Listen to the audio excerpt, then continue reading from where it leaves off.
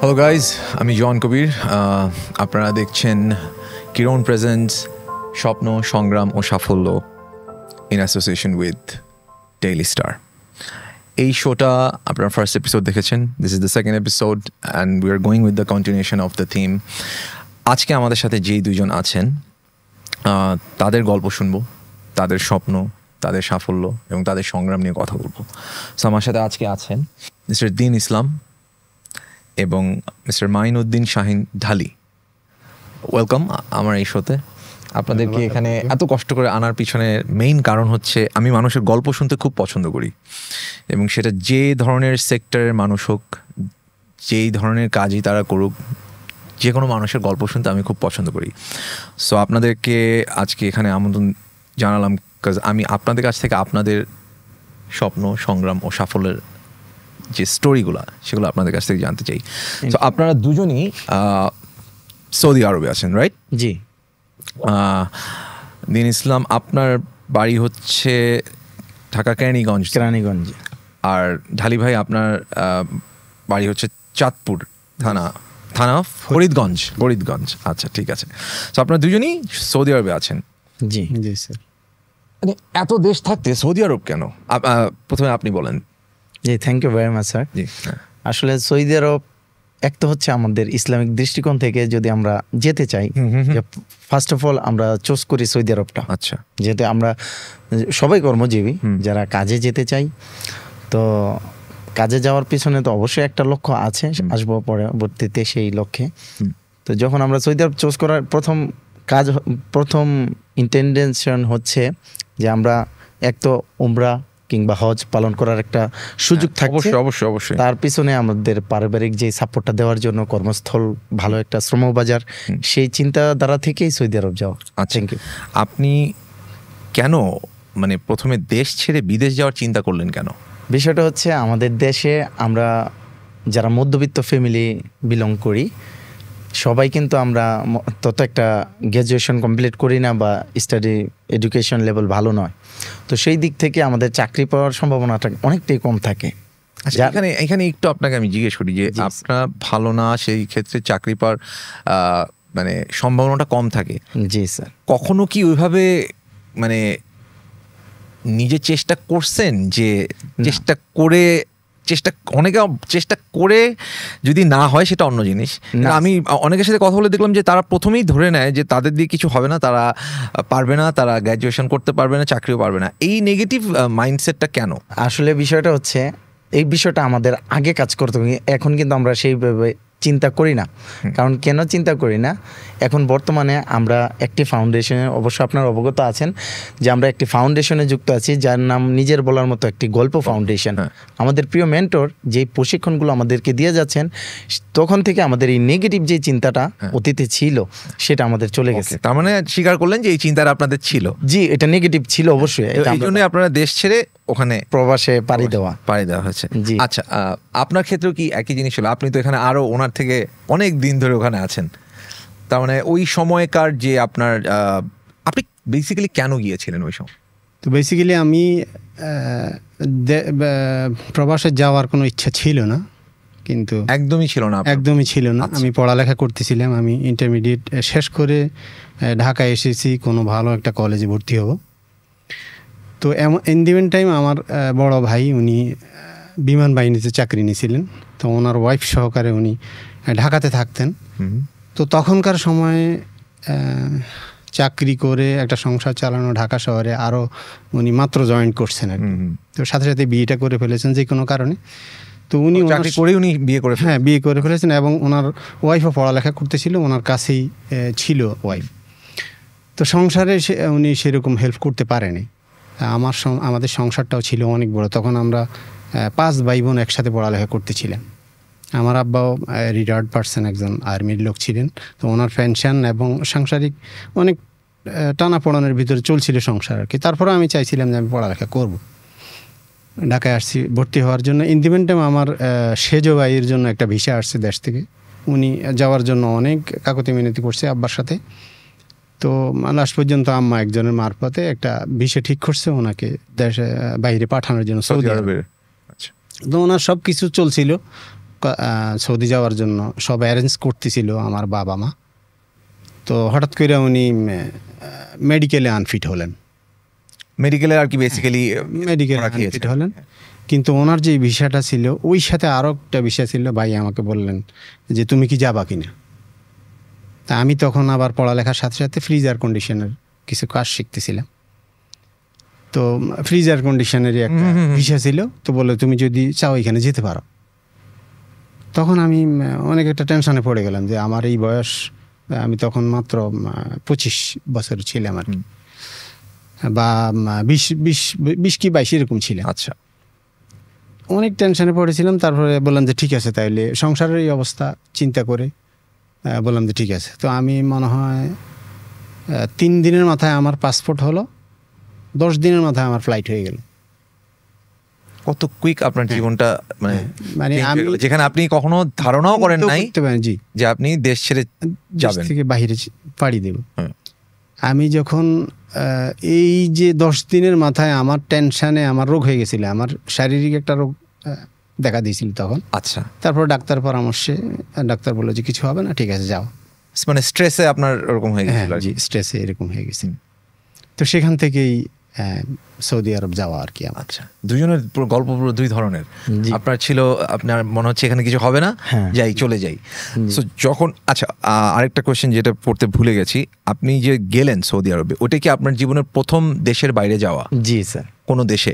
জি। আচ্ছা, সো কোনটা বেশি কাজ করছিল, এক্সাইটমেন্ট নাকি এই যে ফ্যামিলিকে ছেড়ে চলে যাওয়া? কোন না, আমার বেলা সম্পূর্ণটাই ভিন্ন ছিল। আমি খুব হ্যাপি ছিলাম।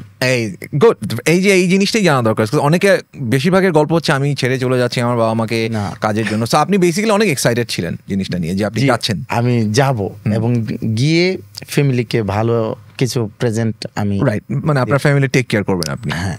সো আমি মা বাবাকে খুব ভালোবাসি, তখন তাদের টেক কেয়ারটা ছিল আমার কাছে মেইন ফোকাস। এটা হচ্ছে পৃথিবীর সবচেয়ে ইম্পর্টেন্ট জিনিস, নিজের মা বাবার টেক কেয়ার করা। এটা আমি নিজে খুব রিলিজিয়াসলি পালন করি জিনিস, আমিও করি। সো আপনি গেলেন, আপনি প্রথম ঢাকা এয়ারপোর্ট থেকে যখন সৌদি আরব এয়ারপোর্টে নামলেন, সো নামার পর আপনার কি মনে হয়েছে যে আপনার স্বপ্নের সাথে আপনার বাস্তবতাটা কি মিলে যায়? আপনি কি এক্সাইটমেন্টটা ছিল নাকি মনে হলো এটা আমি কি করলাম? না, তখন একটু ভিন্নতা ছিল। যেমন যখন আমি সৌদি আরবে গেলাম তখন কোন ইয়ার ছিল সেটা, বছর? মেবি 2008 20 দ্য মে। হ্যাঁ, 2008। হ্যাঁ। তো যখন সৌদি আরব আমি এয়ারপোর্ট অ্যারাইভেল করলাম, তখন আমার বড় ভাই ছিল, মেজো ভাই ছিল ওখানে, উনি রিসিভ করতে আসছেন। আপনার আপন মেজো ভাই? আচ্ছা, যে আমরা 3 ভাই। ও 3 ভাই আছে, তাহলে তো আপনাদের জন্য মজাই এক ধরনের। হ্যাঁ, তো তত একটা মজা আবার ছিল না। আচ্ছা, যেহেতু আমি একটু অন্য টাইপের সেনসিটিভ টাইপের মানুষ এবং মানুষকে দিতে এবং করতে ভালোবাসি। আচ্ছা, তো খুবই ভালো। হ্যাঁ, তো তখন যখন এয়ারপোর্ট থেকে বেরিয়ে আসলাম, ভাইয়া নিয়ে আসলো, তখন ভাইয়াকে দেখে খুব ভালো লাগলো। কিন্তু তাপমাত্রা এত পরিমাণ ছিল সৌদি আরব তখন যে আই থিঙ্ক মেবি 50 প্লাস ছিল। নেমেই একটা আপনি মনে করেন একটা, হ্যাঁ, গরমের যে একটা তাপমাত্রা। হ্যাঁ, তখন চিন্তা করলাম যে কোথায় আসলাম, কেন আসলাম, আমার দেশের আবহাওয়া তো কত ভালো। তখন এই জিনিসটা মনে আসছিল। যে তারপর আস্তে আস্তে ভাইয়া জিজ্ঞেস করলো গাড়িতে যাওয়ার সময়, তুমি কি এই কাজ করতে পারবা?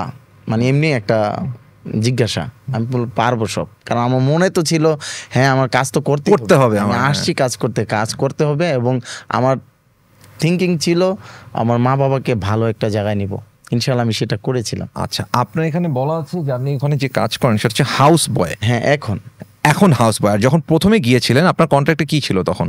ওই সময় আমি কনস্ট্রাকশন সাইডে কাজ করেছিলাম, কিন্তু ওই একটা প্রফেশনে। আচ্ছা, ওকে। আপনার রেসপন্সিবিলিটিস কি, কাজটা কি? জি, আমি ওখানে তো প্রায় শেখ, যাদের মিলিয়ন টাকা থাকে তাদেরকে শেখ বলা হয়, অফকোর্স। তো ওখানে আমি যে হাউস বয় লেখার কারণ হচ্ছে এটা যে আমি ওই বাসাতেই চাকরি করি। ওকে। যেই কোম্পানিতে বর্তমানে আছি, হ্যাঁ, ওই কোম্পানির ওনারের বাসায়। আচ্ছা। তো আমাকে আমার যেই বস উনি খুব ভালোবাসেন এবং ভালোবেসেই রেখেছেন এতদিন। আমি সেই রেসপন্সিবিলিটির দিক থেকে, যেমন বাসায় কাজ করা, মেনটেনেন্স, তারপরে দেখাশোনা, সেই দিকগুলো আপনার করতে হয়। বিশাল দায়িত্ব, বেসিক্যালি একটা বাসার পুরো দায়িত্ব আপনার কাঁধে যদি দেওয়া থাকে এটা তো অনেক বড় রেসপন্সিবিলিটি। জি জি। সো এই কাজটা আপনি, আর এটা তো আমার মনে হয় যে প্রতিদিনকার কাজ, এটা তো এমন না যে আপনার সাপ্তাহিক ছুটি বলে কিছু আছে? জি আছে, বলতে ফ্রাইডেতে হাফ ডে অফ পাওয়া যায়, কিন্তু আমার বেসিক্যালি 24 আওয়ার ডিউটি। সেটাই বললাম আমি যে এখানে তো আপনার 24 আওয়ার, যেহেতু আপনি ওই বাসায় আছেন, আপনার কাজ ওই বাসাতেই। হ্যাঁ। আপনি কি কাজটা এনজয় করেন? হ্যাঁ অবশ্যই করি। আমি যেই কাজই করি না কেন সেটাকে আমি ভালোবাসি, আর ভালোবাসার আমি একটা ফিডব্যাক খুব ভালো পেয়েছি, যেটা আমি যেই সার্ভিসটা এখন আমাদের এই বাসায় দিচ্ছি আমার ম্যাডাম এবং স্যারকে, সেটা তাদের কাছ থেকে আমি একটা জিনিসই পাই, সেটা ভালোবাসা। এটা তো অনেক অর্থের থেকে অনেক বেশি ইম্পর্টেন্ট। জি জি, এটাই আমার পাওয়া, আর তেমন কিছু পাওয়া নাই। মানে আমি ভালোবেসেছি বিধায় আমি ভালোবাসার রিটার্ন পাচ্ছি। বাহ বাহ। তো এই কাজের প্রতি ভালোবাসা, অনেকেই দেখি না যারা এরকম প্রবাসে কাজ করে, ওরা খালি নিজের ফ্যামিলির জন্য অনেক কষ্ট করে, কিন্তু আপনার এই প্রথম আপনার মুখে হাসি দেখে বুঝতেছে আপনি কাজটা খুবই এনজয় করেন। আলহামদুলিল্লাহ, এবং জেনুইন হাসি আপনার একদম। আর ঠানি ভাই, আপনার কাজ হচ্ছে আপনি বিল্ডিং কনস্ট্রাকশনের অ্যান্ড ইলেকট্রিকের কাজ করে থাকেন। আপনি আপনার কাজটা কি এনজয় করতেছেন? আপনি তো অনেক দিন ধরে কাজ করতেছেন, আপনি তো যে আপনার তো কোনো প্ল্যানই ছিল না যাওয়ার, আপনি কি আপনার কাজটা এনজয় করেন? জি আসলে এনজয় করি বলতে, আমি যখন আমার ঠিক হলো যাওয়াটা, তো যাওয়াটার ব্যাপারে আমি যখন ফ্লাইট হলো আমার, তখন মনে হলো যে আমার দুনিয়াটা মনে হয় আমার মাথার উপর ভেঙে পড়তেছে, যে আমি কই যাইতেছি, কোথায় যাইতেছি, কার কাছে যাইতেছি। আমি তখন আপনার তো কোনো প্ল্যানই ছিল না। প্ল্যানই ছিল না, এবং আমার পরিচিত কেউ নাই ওখানে। ওনার তো তাও 2 ভাই, ওনার তাও ছিল, আর আমার বয়স এরকম। আমি পড়ালেখা ছাড়া আমার মনে হয় ঢাকা আমি একবার আসছি, সেই বয়সে মনে হয় গ্রাম থেকে ঢাকায় একবার আসছি, তাও ভাইয়ের সাথে। তো সেরকম সাহসও আমার ছিল না। তারপরেও আমি বলছি ঠিক আছে আমি যাব। আমি প্লেন সিটে বসার পরে বিশ্বাস করবেন না, আমার চোখের পানিতে আমার বাবা মায়ের কথাটা যখনই মনে পড়তো, যে আমি যে যাচ্ছি। আমার সকালের নাস্তা আমার মা আমার খাওয়ার টেবিলে পড়ার টেবিলে নিয়ে আসতো। বাবা স্কুলের সময় হইলে স্কুলের সময়টা বলে দিত তাড়াতাড়ি স্কুলে যাওয়ার জন্য।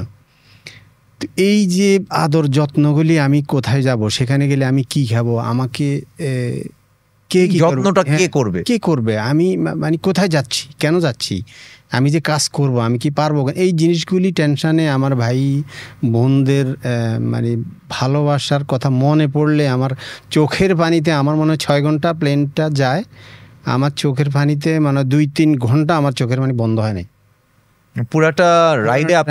আমি শুধু আমার এটা নিয়ে আমি চিন্তা করছি যে আমি কোথায় যাচ্ছি, আমি কেন যাইতেছি। তারপরেও ভাবলাম যে না, সবাই তো যাচ্ছে, যে আমার প্লেন ভর্তি এখানে প্রায় 700-800 লোক আছে, এরা সবাই যাচ্ছে, আমি পারবো না কেন, এরা যেন পারবে আমিও পারবো। গেলাম সেখানে, নামার পরে কফিলে আমাদেরকে রিসিভ করছে, উনি নিয়ে ওনাদের বাড়িতে নিয়ে একদম বাসায় নিয়ে গেছে, এরকম একটা তাঁবুতে রাখছে আমাদেরকে, খাওয়া দাওয়া দিল, সব কিছু দিল, অনেক যত্ন করছে আমাদেরকে। উনিও একজন আর্মি ম্যান ছিলেন। আচ্ছা। আর আমার কাজ ছিল আপনার ক্যান্টনমেন্টের ভিতরে। আচ্ছা। তো ক্যান্টনমেন্টের ভিতরে ঢুকতে হইলে কাগজপত্র কিছু অফিসিয়াল কাগজ। উনি বললো তোমরা 2-3 দিন এখানে থাকো, আমি কাগজপত্রগুলি রেডি করে তারপরে তোমাকে ভিতরে নিয়ে যাব। আমরা 2-3 দিন এখানে ছিলাম। আর ওনার একটা দোকান ছিল, আবার হার্ডওয়্যারের দোকান। আচ্ছা। ওইখানে আমাদেরকে নিয়ে গেল যাতে আমরা বোর ফিল না করি। তো সেখানে গেলাম আমরা, সেখানে অনেক বাঙালি আছে, ওদের সাথে কথা বললাম এবং মানে হাসি খুশি চলতেছিলাম। আর যখন বাসায় একলা হতাম তখনই বাপ মায়ের শূন্যতায় মানে অনেক অনেক কান্না করছি। তারপর সেখান থেকে 2 দিন পরে আমাদেরকে নিয়ে গেল ভিতরে নিয়ে যাওয়ার পরে যে কাজ ছিল বলতেছে তোমাদেরকে দেওয়া হবে, আমার ফ্রিজ এয়ার কন্ডিশনের কাজ ছিল, তোমাকে সেই কাজ দেওয়া হবে, একটু অপেক্ষা করো। তো আমার কফিলের আবার পার্টনার ছিল, উনি যে কোনো কারণবশত এটা ব্যান্ড করে দিছে, যে এটা হবে না, ফ্রিজ এয়ার কন্ডিশন কাজের দোকানটাও বন্ধ করে দিছে, বলতেছে এটা হবে না। তা আমি মন খারাপ করলাম, কিন্তু আমি তো ভাষা জানি না, কাকে দিয়ে বলবো, কি বলবো। ওইখানে যারা আছে ইন্ডিয়ান আছে, তো বললো যে তুমি আপাতত লন্ড্রিতে কাজ করো। ওইখানে আমার কফিলের একটা লন্ড্রি ছিল, লন্ড্রিতে কাজ করো। আমি কাজ শুরু করলাম। তা আমার কিছু কিছু ওয়ার্কার আছে যারা তাকে যেই কাজটা দেওয়া হয় সে শুধু সেইখানেই সীমাবদ্ধ থাকে, কিন্তু আমাকে যে কাজটা দেওয়া হয়েছে আমি সেখানে সীমাবদ্ধ থাকিনি। যতগুলি কাজ ছিল সেই লন্ড্রির ভিতরে সবগুলি কাজ আমি করার চেষ্টা করছি, আমার কাজের ফাঁকে ফাঁকে। তো এই জিনিসটা আমার ম্যানেজার খেয়াল করতো সবসময়। ম্যানেজারটা ছিল সৌদিয়ান, আর আমাকে যে সঙ্গ দিত সে ছিল ইন্ডিয়ান। তার সাথে থেকে থেকে আমি কমপ্লিট হিন্দি ভাষা শিখে ফেলছিলাম। তো এখানে আমার মনে হয় 3 মাস পার হওয়ার পরেই আমার যেই পার্টনারের মালিকের পার্টনার, ওনার বাড়ির একটা লোক, ওনার খেদমত করার লোকটা বাড়িতে চলে গেছে। তো আসছে এইখানে যে ভালো লোক কে আছে এখানে, আমার দরকার একটা লোক, ছেলে দরকার। আমার হঠাৎ করে ওই যে আমাদের ম্যানেজার সে আমাকে দেখাই দিল, আমাকে নিয়ে গেল সেখানে ছিলাম 3 মাস থাকার পরে ওনার ছেলের বাড়ি ছিল আবার কুয়েতের পাশাপাশি একটা বাড়ি, তো সেখানে আবার নিয়ে গেল আমাকে বাড়ি পাহারা দেওয়ার জন্য। তো সেখানে নিয়ম হইল ওই জায়গায় যে যারাই থাকে না কেন ওদের বেতনটা সে যত বছর থাকুক না কেন যাওয়ার সময় একসাথে দিবে। মানে হ্যাঁ, আপনি যদি 10 বছর কাজ করেন আপনি বেতন পাবেন না, আপনি যখন চলে যাবেন তখন ওইটার একসাথে পুরো টাকাটা অ্যামাউন্টটা আমাকে দেবে। আর এর মধ্যে আপনি চলবেন কিভাবে? এর ভিতরে আমাকে টুকটাক খাওয়া দাওয়া সব ওদের উপরে, ওকে, হ্যাঁ, পকেট খরচ ওরা দিবে। তারপরে প্রতি বছর ওই যে ওই দেশের যে শেখ আমির সুলতান একজন ছিল, উনি প্রতি বছর একবার আসতেন, উনি কিছু টিপস দিতেন, এগুলি দিয়েও তারা চলতো। তো আমি বলছিলাম না, আমার তো এটা হবে না, কারণ আমার বাবা মা আছে, তারা আমাকে অনেক কষ্ট করে অনেক খরচাপাতি করে এখানে পাঠাইছেন, আমি তো ওদেরকে দিতেই হবে। তো বললো যে ঠিক আছে আমি দেব। এভাবে আমি 3 মাস অতিবাহিত করছি, আমাকে 1 পয়সা দেওয়া হয়নি। 1 পয়সা দেওয়া হয় না। আমি অনেক টেনশনে পড়লাম যে এই কোথায় আসলাম, আমি কোন দেশে আসলাম। পরে আমি সেখানেরই অনেক লোকের সাথে পরিচিত হলাম, একটা সৌদির সাথে পরিচিত হলাম। ওনাকে বললাম, দেখ ভাই, তুই আমাকে, আমি যে শহরে আসছি, আমার মেইন কফিল যেখানে, সেখানে আমার একটু পৌঁছাই দিবি। তো ওদের আবার ওইখানে খুব পাওয়ার ছিল, বলতেছে না আমি এটা পারবো না, কারণ সে আমার পরিচিত, যদি জানে তাইলে আমার বিপদ হবে। আমি কেউ জানবে না, এই 3 মাসে আমি যথেষ্ট ভাষা শিখছি আর কি। তা আমি বলি কেউ জানবে না, আমাকে বাস পৌঁছাই দিবা। তো যেই কথা সেই কাজ উনি আমার চুপচাপে একদম আইনা ওই শহরে দিলেন। ইন দি মেন টাইম আমার 2 মাসের ভিতরে আমার আরেক ভাই আসছে, ওই যেই ভাইয়ের জন্য ভিসা নিয়েছিল ওই ভাই এখানে আসছে। আমি ওই ভাইয়ের বাসায় গিয়ে দিব্যি ঘুমাইতেছিলাম। আচ্ছা। আর এরা তো এখানে অনেক পাওয়ারফুল ছিল, ওই মালিকটা ক্যান্টনমেন্টের ভিতর এলাকায় তো থাকতো। সে তো ঢুনতে পুরা দুনিয়া, মানে পুলিশ দিয়া দিয়া আমার ছবি টবি দিয়া সব একাকার। আমি এখানে দিব্যি ঘুমাইতেছি। হ্যাঁ, চার্জ করতেছে আমারে ওরা। আমি দিব্যি ঘুমাইতেছি। এরপরে একদিন ভাবলাম যে না, আমি আর এখানে থাকবো না। আমি যে ওই যে আমার লন্ড্রিতে যে যখন কাজ করতেছিলাম সেখানে গেছি আমি, কারণ আমারে ওই যে ম্যানেজারটা সুদানি, উনি খুব ভালো জানতেন। আমি ওইখানে গিয়ে যাওয়ার পরে ওনারে সব কিছু খুইলা বলার পরে উনি বললো ঠিক আছে তুমি এখানে কাজ করো। এবার আমার যে পার্টনারে আমাকে নিয়ে গেছিল, উনি ওনার পুলিশ, তারপরে আর্মির কমপ্লিট, মানে 4-5 গাড়ি সহ একদম লোকটোক নিয়ে এখানে হাজির, আপনাকে ধরার জন্য, আমারে মানে ধরবে বা মারবে এরকম কিছু। তো আইসা আমাকে জিজ্ঞেস করতেছে, মানে অনেক গালিগালাজ, আমি শুনিনি। তা আমি বলতেছি দেখো, আমি বলছি আমাকে রাতিব দেওয়ার যে বেতন দেওয়ার জন্য, আপনারা বলতেছেন যাওয়ার সময় দিব বা দিব বইলে এখন পর্যন্ত আমার 3 মাসের বেতন বাকি। আমার মা কি খাবে, আমার বাবা কি খাবে, আমি কেন এখানে আসছি? আমি তাদেরকে সচ্ছল করার জন্য আমি এখানে আসছি। তো আমার কথা তো, কারণ ওদের পয়সাওয়ালা, মানে ওদের কোনো নেই, ভ্রুক্ষেপে নেই আমার দিকে। আমারে বলতেছে এরে পাঠাই দাও, এরে লাগবে না। সে কেন চলে আসলো? তারা অনেক দিন ঢুকছে, মানে অনেক কষ্ট করছে, তারা অনেক টাকা খরচ করছে আমাকে বের করার জন্য। আচ্ছা। তা আমি তো ওইখানে দিব্যি ঘুমাইতেছিলাম। এরপরে যেই ম্যানেজার ছিল সুদানি, সে তারই সামনে যখন বলতেছে না এই ছেলেটা খুব ভালো, আমার অনেক কাজে লাগবে, আমার এইখানে দেন, ওরে উল্টা মানে ওরে সব গাইলেছে অনেকক্ষণ। গাইলে তারপরে ওরা সৌদি আরবিয়ান তো কি বললো, লাস্টে বললো যে ঠিক আছে এখানে কাজ করতে দাও। আচ্ছা, পরে তারা আর কি হ্যাঁ সমঝোতায় আসলো। আমি এখানে কাজ করতে লাগলাম। পরের দিন সকালে আমি আবার তার বাসায় গেছি। আমার সাহস কি কাজ করছে, আমি তো আপনি ওই বেতন চাইতে গেছেন? হ্যাঁ, বেতন চাইতে ওনার কাছ থেকে আমার বেতন। সে আমারে দেইখা মানে তার বিবি হয়ে গেছে মনে হয় যেন। আমি কেন আসলাম এখানে। পরে আমার জিজ্ঞেস করছে, একটা বাঙালি ছিল, আমি বলি আমাকে বেতন দিতে বলো। পরে উনি আর কিছু দিশমিশ না পাইয়া কি বলবে, কারণ আমি কথাও বুঝি না, সেও বুঝে যে তারা যে আমি গালি দিতেছি সে তো বুঝতেছে না। তারপরে তার দপ্তর আনলো, আইনলা হিসাব কইরা তখন আমার বেতন ছিল 800 রিয়াল।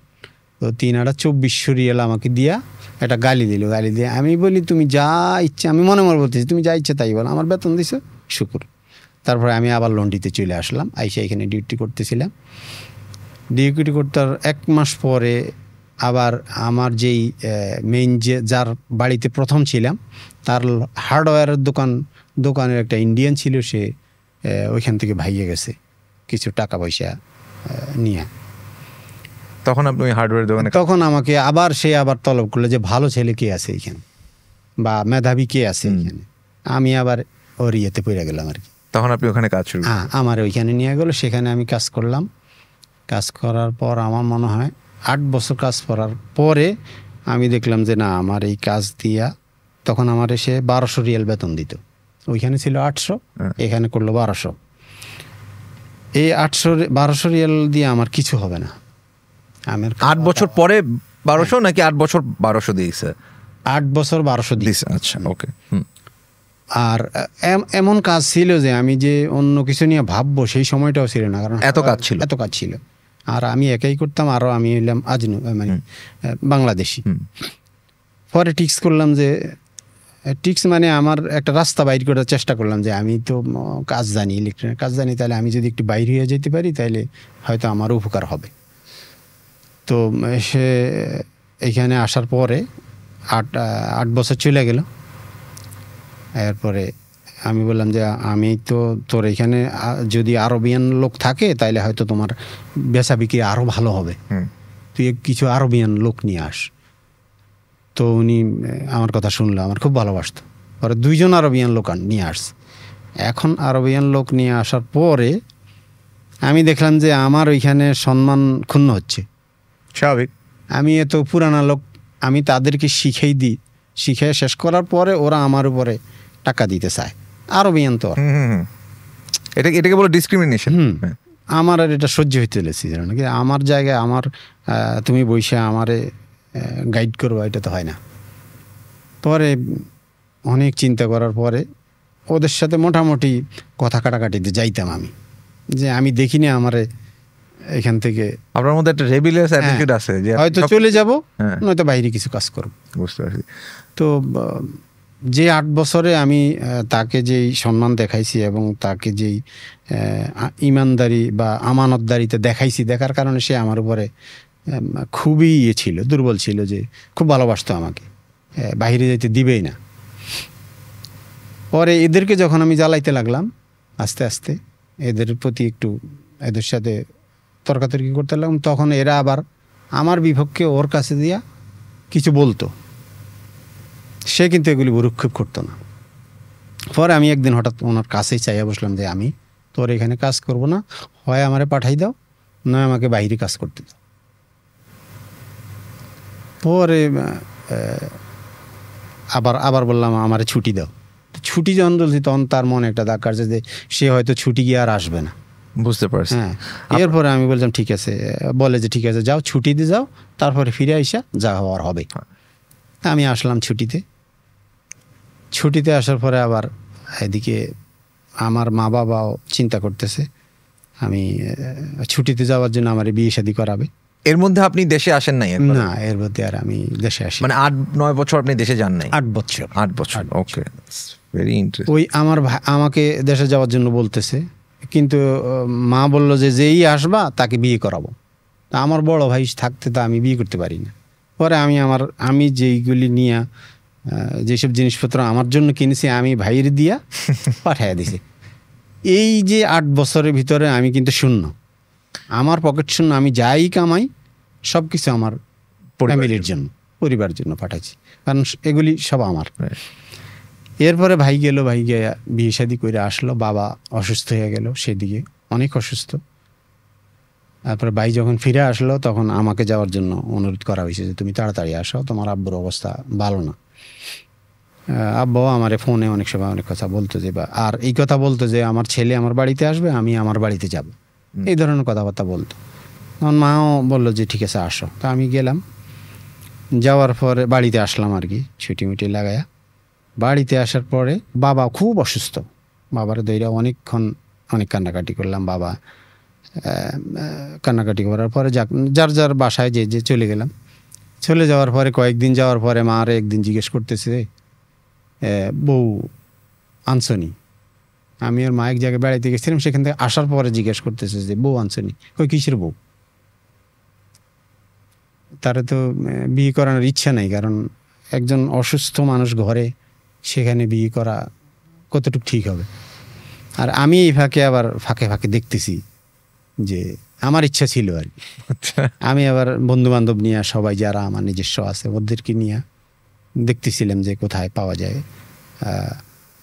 আর কাউরে সাহস করে বলি না, কিন্তু যখন আমার ওই আব্বা বলছে যে বউ নিয়ে আসছো কিনা, তো বউ যদি নাই নিয়ে আসে তো কেন গেছো, এইভাবে একটা ধমকে সুরে আম্মারে বললো আর কি।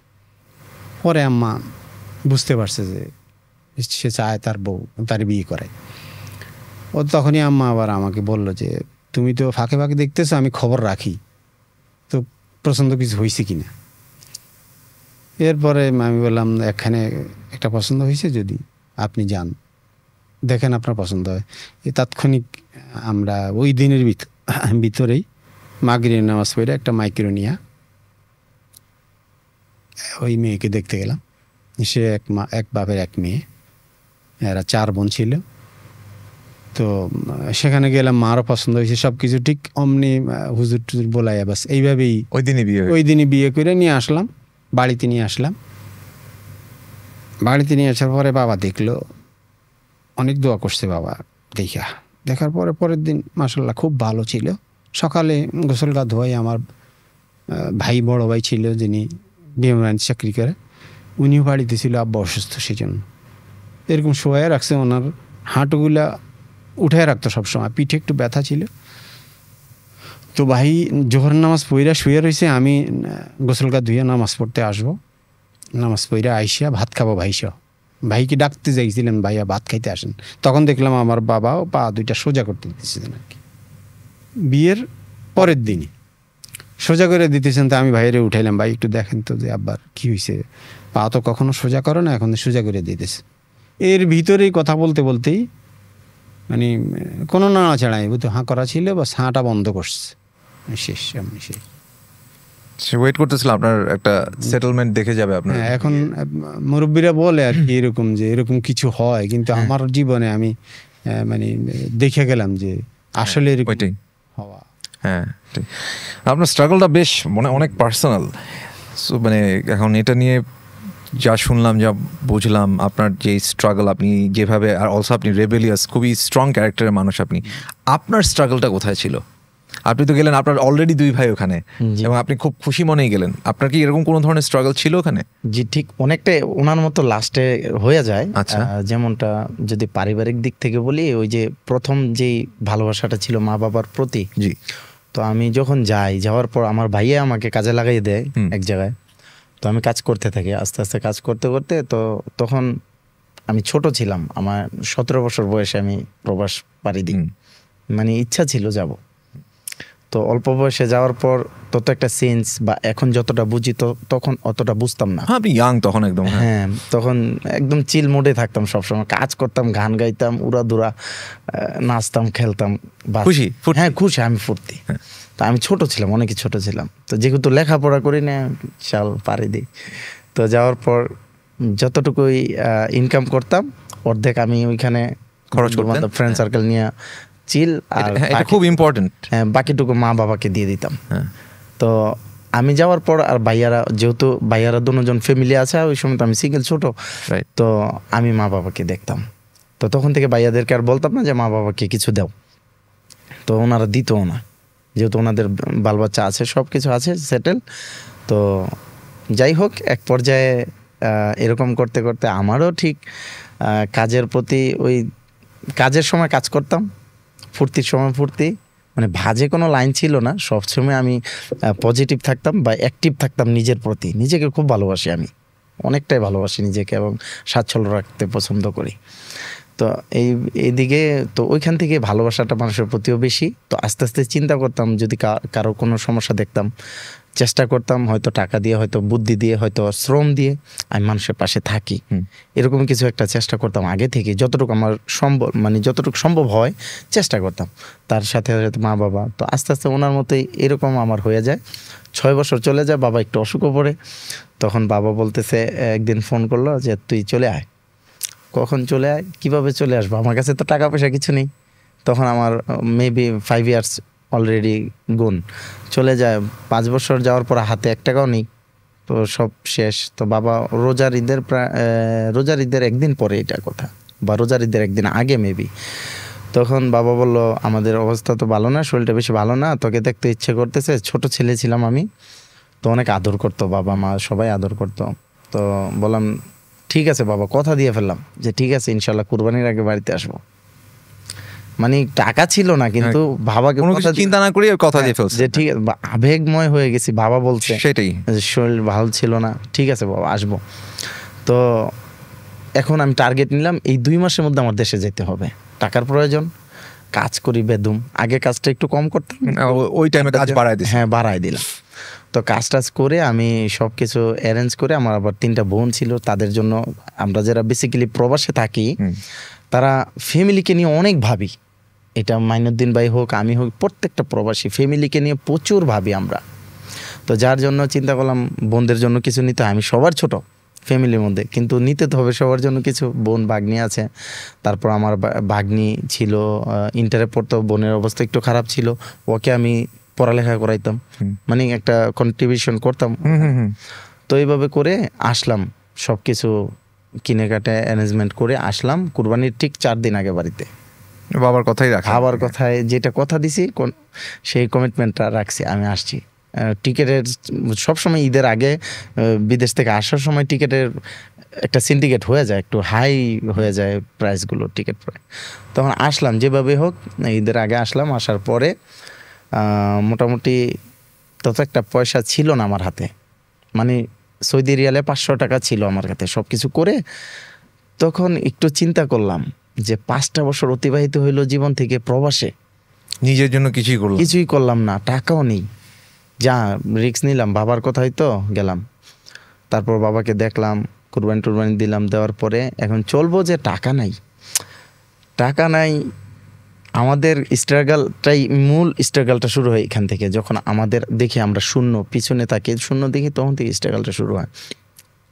তখন আমি প্রায় 1.5 লক্ষ টাকা ঋণ হয়ে গেলাম। 4 মাস আমি স্টে করি দেশে, এবং আমার বোন জামাই গাড়ি চালাইতো, ওনার সাথে থেকে গাড়ি চালানোর ড্রাইভিং শিখি আমি। আমার চিন্তাধারা ছিল এবার গিয়ে ভালো কিছু করব। আগে যেমন কনস্ট্রাকশন সাইটে কাজ করতাম, এবার গাড়ি টাড়ি চালাবো বা আরেকটু ভালো ইনকাম করা যায় কিনা, সেই চিন্তাধারা তো ছিল আমাদের। ওইখানে আবার 2টা সিস্টেম থাকে, একটা হচ্ছে সৌদির আন্ডারে থাকে কিছু কর্মী, আরেকটা হচ্ছে কোম্পানির আন্ডারে। তো যারা সৌদির আন্ডারে, তখন আমি ছিলাম সৌদির আন্ডারে, বাইরে কাজ করতাম। তো ওই অবস্থাতেই ছুটিতে 1.5 লক্ষ টাকা ঋণ হয়ে যায় দেশে। তারপর আমি অনেক গভীর ভাবি, এত টাকা ঋণ হলাম, বন্ধু বান্ধবের কাছে চাইতে হয়, ছোট লাগলো নিজেকে। আমি মানুষকে দিয়ে যাই সবসময়, আর আজকে আমার যে আনতে হচ্ছে, কারণ ক্রেডিট তো ক্রেডিটই হয়। তো নিতে গেলে বন্ধু বান্ধব বলতে, আয় দোস্ত কিছু দিস, শেষ। তো ওরা দিত, যেমনি বলছিস তেমনি দিত। গেলাম, গিয়ে ছুটি শেষ করে 4 মাস থেকে ড্রাইভিং শিখে চলে গেলাম। বাবা সুস্থ, সব কিছু সুস্থ। বাবা মা দেখলো, অনেকদিন দেখে নাই, তো সব কিছু ওকে। যাওয়ার পর ওই যেই 1.5 লক্ষ টাকা ঋণ করি, সর্বপ্রথম টার্গেট হচ্ছে তাদের ঋণটা দিতে হবে। মানুষের টাকা অবশ্যই কথা শোনা যাবে না। তো আমি উড়াদুরা কিছুদিন কাজ করলাম, করে তাদের টাকাটা দিয়ে দিলাম। দিয়ে দেওয়ার পরে আমাদের ব্যাড লাক বলি আর গুড লাক বলি, এখান থেকে আমার আবার স্ট্রাগলটা শুরু। যেমন টেনশন হইলো, টাকা কামাইতে হবে, টাকা প্রয়োজন, কারণ দেশে গেলাম টাকা নাই।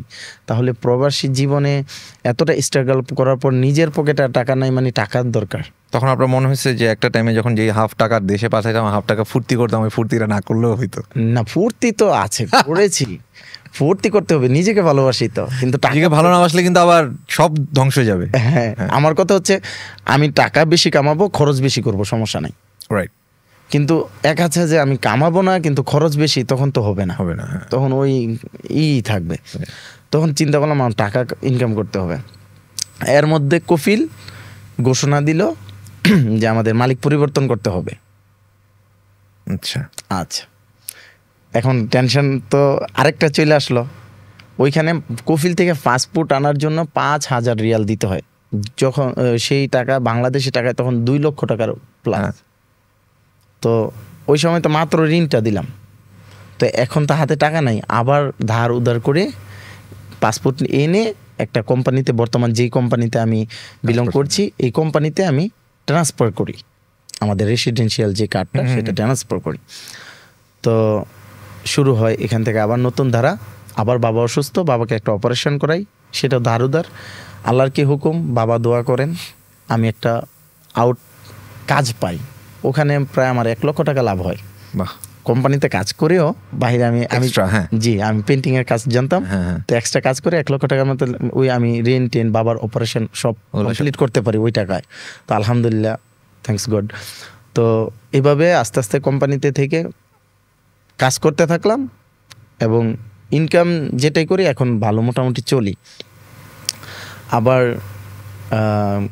বাবা আমাকে দিতে দিতে ছুটিতে আসি যাই তখন এখন হয়ে গেছে। হ্যাঁ, এখন কোম্পানিতে তো প্রত্যেকটা লোকই কোম্পানিতে 2 বছর পর পর আপ ডাউন টিকিট দিয়ে ছুটিতে পাঠায়। হ্যাঁ, তো আমি যখন ভ্যাকেশনে আসি, প্রথম ভ্যাকেশনে আসবো, তখন বাবা আবার অসুস্থ। তখন বাবা বলতেছে তুই দেশে, কিন্তু আমি বুঝতে পারিনি দেশে আসবো।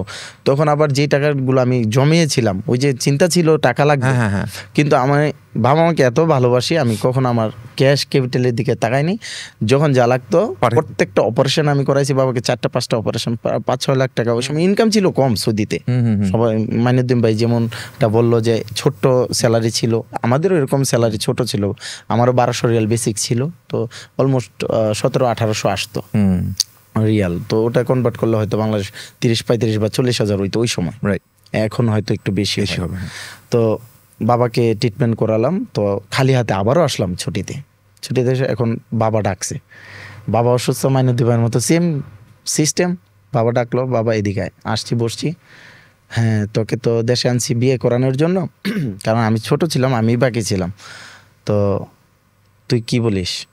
বাবা আমার কাছে টাকা নাই।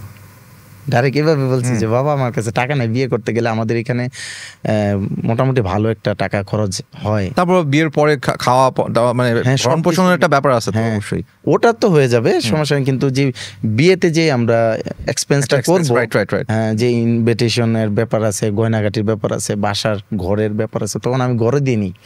তো এরকম সিচুয়েশন ছিল। তখন বাবা বলল আল্লাহর নাম নিয়ে শুরু কর।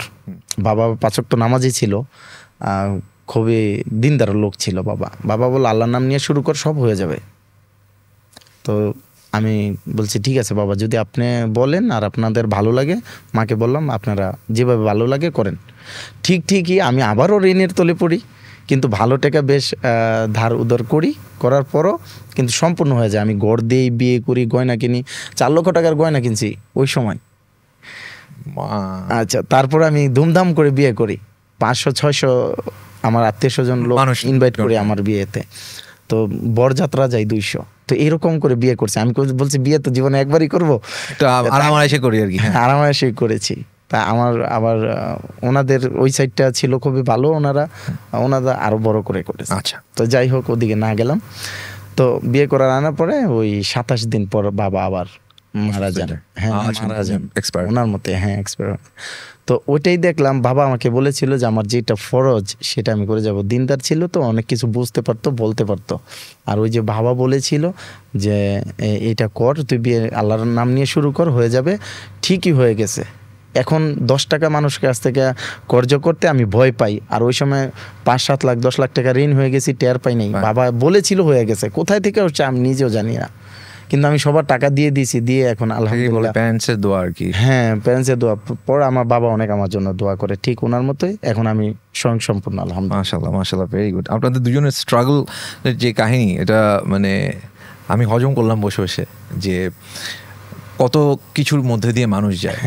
এখন এই যে আপনাদের পার্সোনাল লেভেলের স্ট্রাগল, ওখানে গিয়ে কাজ করা, এটার থ্রুতে কিন্তু আপনারা আপনাদের এই কাজের থ্রুতে, আপনাদের ডেডিকেশনের থ্রুতে, এই ফ্যামিলির জন্য লাভ, এটার থ্রুতে আপনারা কিন্তু মানে একটা মানে পুরো দেশটাকে কিন্তু আপনারা অনেক হেল্প করছেন। এটা আপনারা কতটুকু বুঝেন কিনা আমি জানি না, আমি এটা উপলব্ধি করি।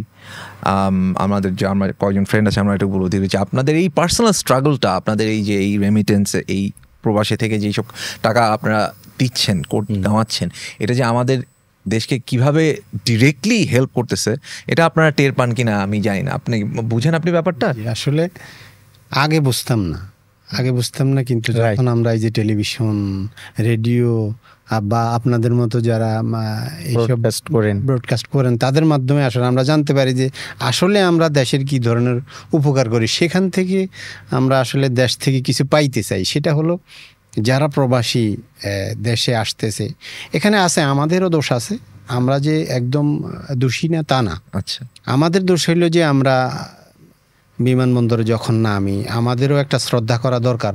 যারা আমাদের খেদমত করতেছে, যারা আমাদের কাজগুলি পরিচালনা করতেছে, তাদেরকেও একটু হেল্প করা দরকার। যে সিরিয়াল যখন আমরা মেনটেন করি, সিরিয়ালটা আমরা অনেক সময় দেখা গেছে নিজেরাই মেনটেন করি না, তখন বেশিরভাগ সময় এটাই দেখি আমি, নিজেরাই মেনটেন করি না। অনেকেই দেখছি সিরিয়াল আমার সাথে দাঁড়ায় রয়েছে, স্যার ডাকছে আমাকে, সে পিছন থেকে যাইতেছে। তো এই যে এখানে শিক্ষারও কিছু প্রয়োজন আছে, পারিবারিক শিক্ষা যেগুলি আছে, আসলে পরিবার থেকে অনেক কিছু শিক্ষা পাওয়া যায়। যে সিরিয়াল জীবনটাকে সুন্দর করে সাজাইতে হইলে একটু ধৈর্য ধরতেই হবে। যখন আমরা আসি সেখানে আমাদের একটা থাকে যে আমার বাপ মা বাহিরে অপেক্ষা করতেছে, আমি কখন বেরোই যাবে এখান থেকে। কিন্তু সেখানে আমাদেরই অনেক সময় আছে, আমাদের কারণে হয়, অনেক সময় আছে ওনাদের নেগলিজেন্সিতেও কিছুটা আমাদের অস্বস্তি বোধ করি আর কি। কারণ তারা সারাদিন হয়তো ডিউটি করতে করতে যারা সেখানে আমাদেরকে হেল্প করে, আমাদের লাগেজ নিয়ে হেল্প করে, তারাও হয়তো অতিষ্ঠ হয়ে যায়। তো তাদেরকেও দোষ দেব না, আমাদেরও দোষ আছে, তাদেরও দোষ আছে। তাদেরকে বলবো তারা যদি আমাদেরকে একটু শ্রদ্ধা করে সম্মান করে, অবশ্যই আমরাও তাদেরকে শ্রদ্ধা সম্মান করব। এবং আমরা যদি আমাদেরকেও, প্রবাসীদেরকেও চেষ্টা করা উচিত যে তারা আমাদের জন্যই কাজ করতেছে সেখানে। অনেক সময় আছে খারাপ ভাষা, তাদেরকে গালি দেয়, তারা শুনে, আবার তারাও দেখা গেছে আমাদেরকে গালি দেয়, আমরা শুনি। কেউ হজম করে, কেউ হজম করতে পারে না। যখন দেখা গেছে হজম করতে পারে না, তখনই একটা অনেক সময় শুনবেন যে বিশৃঙ্খলা সৃষ্টি। তো এই যে জিনিসটা, এখান থেকে আমাদেরকে একটু বেরিয়ে আসবে, একটু ভালোবাসার নজরে সবাইকে দেখতে হবে। আপনি ভালোবাসা দিবেন, আপনি ভালোবাসা পাবেন, এটা হচ্ছে একদম সহজ কথা। আমি দেখলাম আপনার সামনে আইসা দাঁড়াইছি, আমাকে আপনি সব কিছু আমার লিখতেছেন, হঠাৎ করে আপনি আমাকে একটা খারাপ কিছু বললেন, বা একটা খারাপ ইশারা দিলেন, বা তুচ্ছ ভাষায় একটা কিছু বললেন, তখন অবশ্যই আমার কাছে খারাপ লাগবে। আর খারাপ লাগলেই আমি আপনার বিরুদ্ধে কিছু বলতে সাহস করব। আপনি যদি আমাকে শ্রদ্ধা করেন, আপনি যদি আমাকে সম্মান করেন, আমি অবশ্যই আপনাকে শ্রদ্ধা সম্মান করতে প্রস্তুত, বা করতেই হবে, করব। এটা তো এভাবেই কাজ করে, নরমালি কাজ করে। তো বলছিলাম যে আসলে আমি যখন বিয়ে শাদী কইরা এখান থেকে আবার রওনা দিলাম বা ভাড়া বিয়ে করলাম, তারপর কোনো অনুষ্ঠান করিনি। মনের ভিতরে একটা কষ্ট যে এত বছর কামাই কইরা এটা বিয়ে করলাম, তাও 10-12 জন মানুষ নিয়ে বিয়েটা করে করছি আর কি, একমাত্র বাবার কথায়। তো আলহামদুলিল্লাহ বাবা অনেক খুশি ছিলেন। এরপরে ছুটি শেষ করে যখন চলে গেলাম, ওই যে কপিলের সাথে কথা ছিল যে আমি আর দোকানে কাজ করব না, আমি আরও দোকানে যাই না, আমি বাসায় ছিলাম। 5-6 দিন আমি বাসায় বসে রয়েছি, কোথাও বাইরই না। তাদের কাছে কিন্তু মেসেজ দেয়, আমরা যখন সৌদি আরবে ঢুকি তখন তাদের কাছে, কপিলের কাছে মেসেজ চলে যায় আপনার এই লোকটা আসছে। তো সেও চুপচাপ বসে আছে, দোকানে আয়া খবর নিতেছে যে কই গেল, সে আসছে কিনা, শাহিন আসছে কিনা। বা তো আমি আসি না, আমার ডাকাইছে, একদিন ডাকাইছে, আমি একদম প্যান্ট পয়রা সুন্দর হয়ে গেছি বল কি ব্যাপার, তুমি ডিউটি করতেছো না কেন? আমি বলছি তোমার সাথে তো কথা হয়েছে যে আমি তোমার দোকানে কাজ করবো না। মানে আমি তো বলছি আমি তোমার এখানে লোক আছে, তুমি লোক আনছো, আমি এখানে তোমার কাজ করবো না। বলে যে ঠিক আছে, আমার সাথে কন্ট্রাক্টে যেতে হবে। কন্ট্রাক্ট কি বলেন? এই কাজ আমাকে করে দিতে হবে, আমি কন্ট্রাক্টে রাজি হইতাম। মানে ওর উটের কিছু খাবার আছে, সেই খাবারগুলি গাড়ি থেকে নামাইয়া মস্তুদাজাত করে দেওয়া, মানে গোডাউনজাত করে দেওয়া। আমি বলছি ঠিক আছে। তখন শরীরে শক্তি ছিল, মনেও একটা স্পিরিট ছিল যে আমি বাইরে কাজ করব, দেখি না পরিবর্তন হয় না। তো 2 দিন পরেই এই আসলো আপনার ওই যে উটের খাবারগুলি আসলো, আইসা আমার জীবনও মনে হয় না মাথায় বোঝা নিছি। এই বোঝাগুলি আমার শক্তি ছিল, নামাইতেছিলাম অনেক, পুরা এখানে প্রায় প্রতিটা 60 কেজি করে হবে বা 40 কেজি করে হবে, 600 পিস ট্রেলার 600 পিস আছে।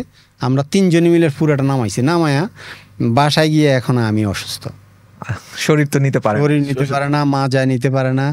আমি তখন নিয়ে নিছেন যে করতে হবে, হ্যাঁ করতে হবে। আমি বিছনা থেকে উঠতে পারি না, স্বাভাবিক।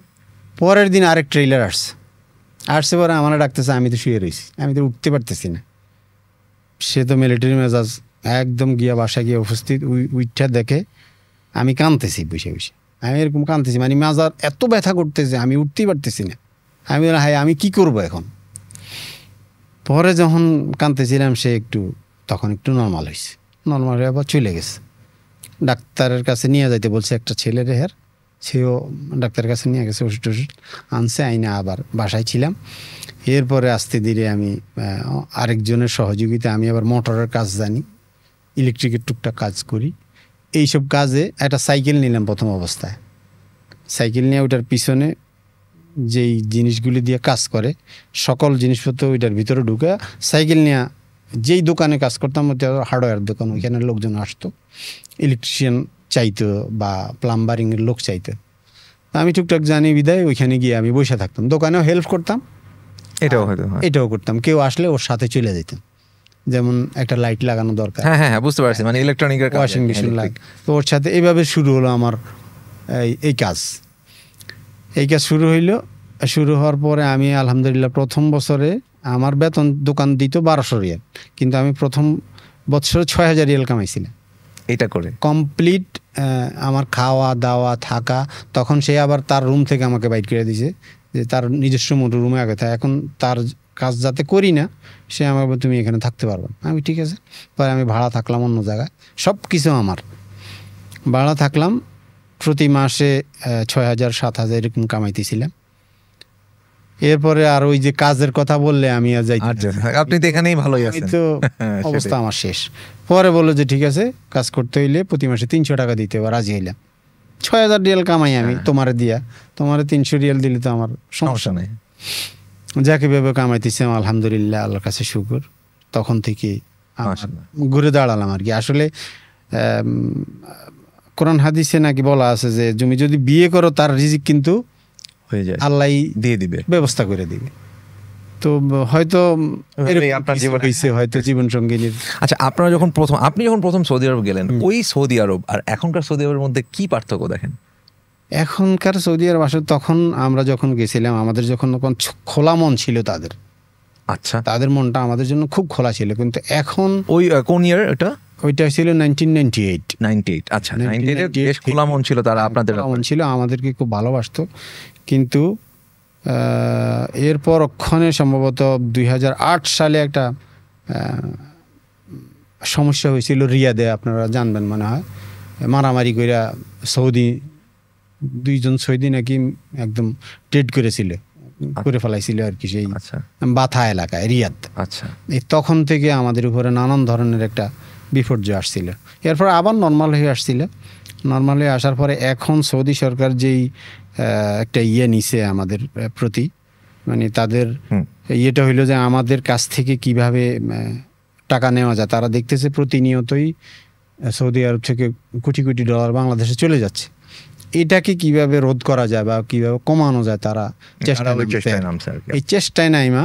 শুধু আমাদের দেশ যে তা না, প্রত্যেকটা দেশেরই প্রত্যেকটা দেশের ওয়ার্কারদের আর কি ওয়ার্ক পারমিট যেটা ওইটা অনেক বৃদ্ধি করে দিছে। যেখানে ছিল 800 রিয়াল সেখানে 1200 রিয়াল পর্যন্ত। 800 রিয়াল যেখানে খরচা হইতো একটা ওয়ার্ক পারমিটে, সেখানে 12,000 রিয়াল 12,000 রিয়াল পর্যন্ত এখনো। এইটাই হচ্ছে বিশাল পার্থক্য এখন থেকে এখন। 12,000 লেগে গেছে। আর আমাদেরকে তারা মানে যেভাবেই যত ধরনের নিয়ম কানুন সব আমাদের উপরে দিয়া আমাদেরকে তাদের ওইখানে সরাসরি কোনো বিজনেস করতে দেয় না, সরাসরি বিজনেস করতে দেয় না, কফিলের মাধ্যমে। এবং সেখানে বিজনেস করলেও আপনি তাদের আন্ডারে করতে হবে। বা এবং কিছু কিছু বিজনেস আছে যেগুলি তারা একদম ক্যান্সেল করে দিছে, যে বাহিরের লোক করতেই পারবে না, যেমন টেলিভিশনের দোকান, মোবাইলের দোকান, এগুলো আপনারা আমরা এখানে থাকতেও পারবো না। এবং গোল্ডের দোকান, এরকম আস্তে আস্তে তারা অনেক কিছু, কাপড়ের দোকান, এই পারমিটগুলো বন্ধ করে, এই পারমিটগুলো তারা একদম বন্ধ করে দিছে। এখন তারা চালু করছে যে বড় ধরনের কোম্পানি যে তৈরি করবে, তো কোম্পানি মানে প্রতি বৎসরে সরকারকে একটা অ্যামাউন্ট দিবে, সে তো ওই লাইসেন্স নিয়ে কাজ, হ্যাঁ ওই লাইসেন্স দিয়ে যে কোনো কাজ করতে পারবে সে। বুঝতে পারছি। আপনি যখন গেছেন তখন থেকে এখনকার পার্থক্যটা আপনার চোখে কিরকম?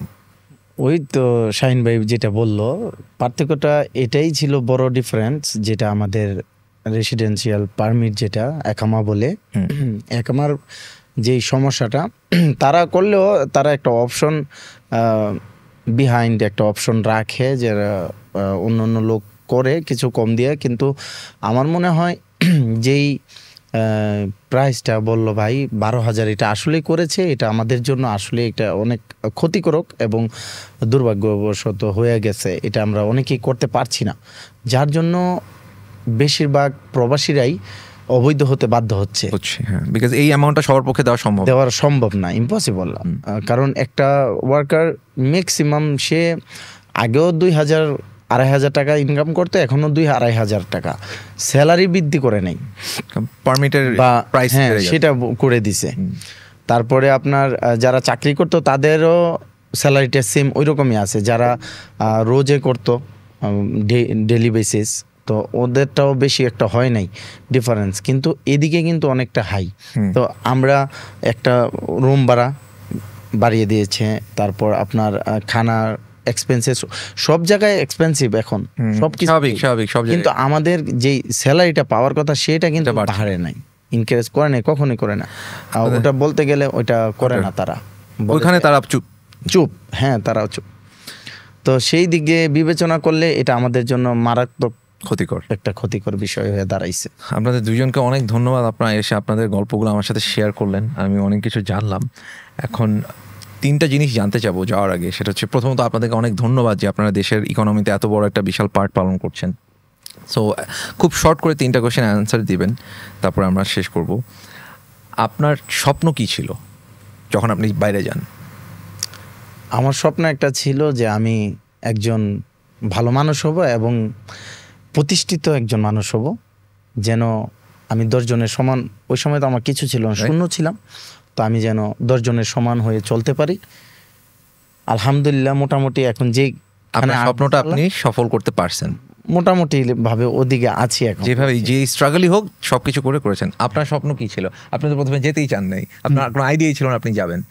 আসার পরে আমার স্বপ্ন ছিল যে আমি কিছু টাকা আর্ন করে যখন জমা হবে তখন আমি দেশে গিয়ে যে কোনো একটা বিজনেস নিয়ে বাবা মাকে নিয়ে চলবো। কিন্তু আসলে যাওয়ার পর থেকে যখন যতই দেই সংসারে আরো প্রয়োজন হয়, আরো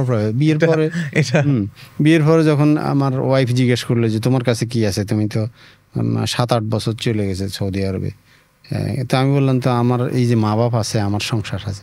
তো বললো যে মা বাপ সংসার দিয়ে তো তোমার এখন মা বাবা আজ আছে কাল থাকবে না, তখন তুমি কি করবো? তখন আমার মাথার ভিতরে একটু আসলো যে আসলেও তো কথা তো ঠিক, আমি যদি এখন হঠাৎ করে দেশে চলে আসি তাহলে তো আমার হাতে কিছু নেই। তখন থেকে আবার ওই যে আলহামদুলিল্লাহ কামাইছি ঠিক আছে, কিন্তু তখনও সবই মা বাপকে দিয়ে দিতাম। এরপরে নিজের স্বপ্নটাকে বাস্তবায়নের জন্য এই শুরু করলাম আর কি, কিছু দিলাম। হ্যাঁ, এখন তো আপনি সাফল্যের দিকে আগাচ্ছেন, আপনার মনে হচ্ছে? আগাচ্ছি আলহামদুলিল্লাহ, অনেক কিছু এগিয়ে গেছি, কিন্তু সবাই আমাদের কাছ থেকে আসলে পেতে চায়, সংসারের ফ্যামিলিকে দিতে সবাইকে দিয়েছি। এখন আমার এক বোনের কাছে এখন আমি প্রায় 13 লক্ষ টাকা আমি পাবো, যে কোনোভাবে ওনাকে দেওয়া হয়েছে, কিন্তু এখন আর আমি যে উঠাইতে পারতেছি না যে দিবে এইভাবে, মানে সবাই এবং এটা এমন একটা জায়গা যে আপনজনকে আপনি কিভাবে মানে কি আর করবেন, হ্যাঁ করতে পারি না। হ্যাঁ সেটাই। কিন্তু স্যার যখন স্যারের আসলে এই স্যারের ইয়েগুলি যদি আরো আগে পাইতাম বা এরকম তাহলে তো এই দিনটা দেখতে হতো। হ্যাঁ তাহলে কিন্তু এই দিনটা দেখতে স্যার কিন্তু বলছে আপনি ফ্যামিলিকে দিবেন সাহায্য, হেল্প করবেন, দেখে শুনে করবেন, ফ্যামিলিকে হেল্প করতে হবে, কিন্তু আপনি আপনাকে জিরো কইরা আপনি আরেকজনকে পুরা দিয়ে দেবেন, এটা হবে না। হ্যাঁ এটা কখনো চিন্তাও করবেন না, চেষ্টা করবেন না। স্যারকে আসলে অনেক ধন্যবাদ। স্যারের ইয়ে থেকে আমি 2022 সম্ভবত স্যারের এই ফাউন্ডেশনে আমি যোগ হই।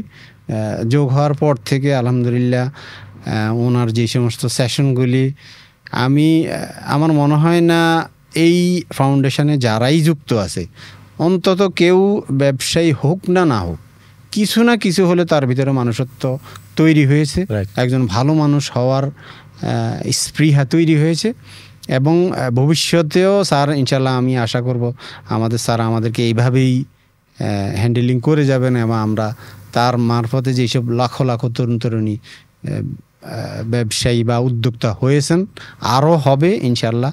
আমি চাইবো আল্লাহ যেন তাকে সবসময় ভালো রাখেন, সুস্থ রাখেন।